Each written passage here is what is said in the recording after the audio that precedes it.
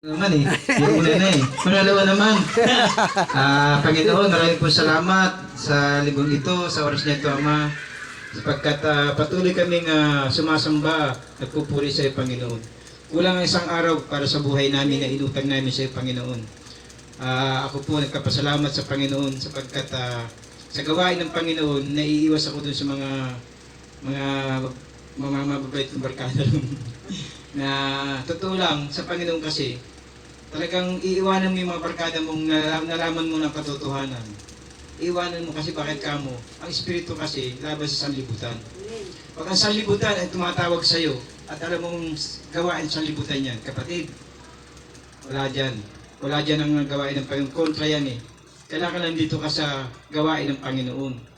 Sapagkat ang Diyos at ang sanlibutan ay magkaawayan. Amen. Pag nalalaman mo na malayo pa lang, kailangan idilat mo na mata mo. Pag nag-aabang na dyan ang kalaban, kaya binigyan ka ng Diyos ng sangkap ng paningin. Pag nakita mo, huwag ka nang dumaan dyan, kapatid. Kasi pag dumaan ka dyan, maaaring hindi ka makatanggi. Oo, habang mo lang makilala mo yan, matatanggihan mo. Pero pag napunta ka ron, kaya mas maganda, manalangin ka na, umiiwas ka na. Kaya sa ngayon nga, kapasalamat ako, dahil nakatago na naman ako dito. Amen.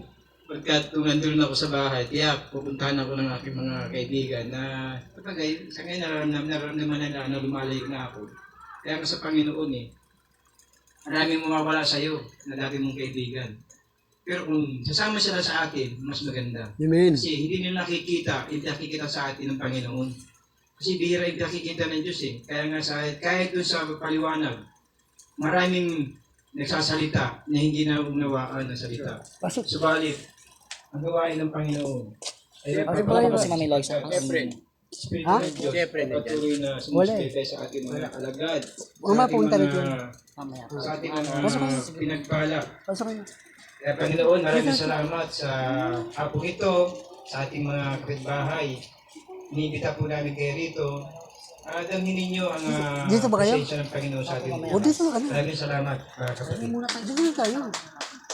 Darating si Mami Luisa. I-chat mo, sabi mo na dito ka na rin. Brother Rizal sa kanyang patutuo kung saan ay nandun yung guide Kaya ng matula pa yung Diyos sa upuan buhay to. mo.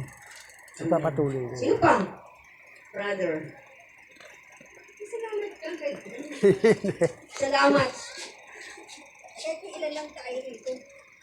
Ay sa pumutukalang hapon sa Buka rito pa. Bautista. Pero nga salamat sa Panginoon kasi Kasama mo? gawain dito. Opo, mamaya sila nagluto po. Nagluto na kayo? I-chat mo si Mami Luisa na nagluto na kamo. Kasi nag-chat sa akin, sabi, hindi po.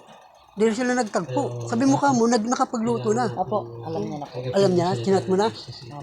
O, pupunta siya rito Matthew Octop daw. Sa habang panahon Kasi ang feeling natin pagkatapos ng service. Tapos magyayata yung mga bata. itong buhay natin is Para anong gusto mo, bago tayo mag-pwedeng turuan mo ng mga bata. sa kanya lahat ng bagay. Wala tayong dapat Amen, amen. Puri ng Diyos sa buhay ng ating kabrother, yung guide ng Diyos, siyempre nariyan lagi sa mga buhay natin, di ba?